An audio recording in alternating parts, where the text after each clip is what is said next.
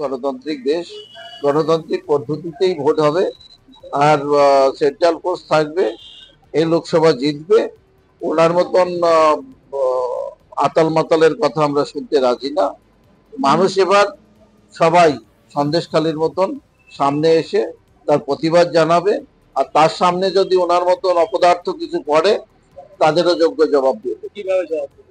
জবাব কুকুরকে কি দিতে হয়, মুগুর দিতে হয়, সে মুগুরের জবাব হবে। মানে মুখের মধ্যে পাল্টা। টিএমসি তো পাগলা কুকুর হয়ে গেছে।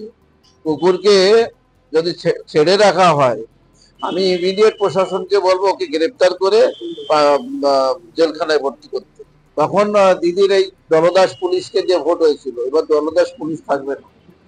মানুষ স্বতঃস্ফূর্ত ভাবে প্রতিরোধ গড়ে তুলবে। মানে চেলা কার্ডের পাল্টা কি কোনো ইয়ে আছে, মুকুট তৈরি আছে? সেটা তো থাকবেই, মুকুট থাকবে একদম। মানে ভোট দুটো করে পাল্টা মুকুট পাল্টা যে যদি কেউ আমার অধিকারকে কেড়ে নেয়, তার জবাব দেওয়ার জন্য মানুষ তৈরি আছে। মানে আপনি বলছেন মুকুট তৈরি আছে, জবাব তৈরি আছে। শুনুন, দেখুন, প্রথমত একটা কথা বলি যে এটা পলিটিক্যাল প্রোগ্রাম।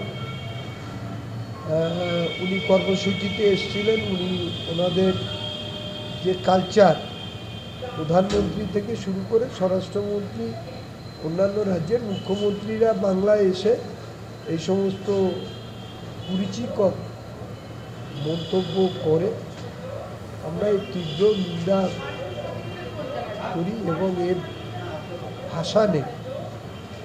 আমার মনে হয় শুভবুদ্ধি উদয় হোক তাদের।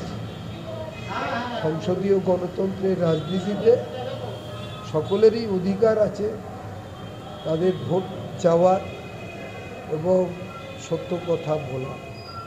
এরা যখন এই কথাগুলো বলে আমাদের রুচিতে বাঁধে,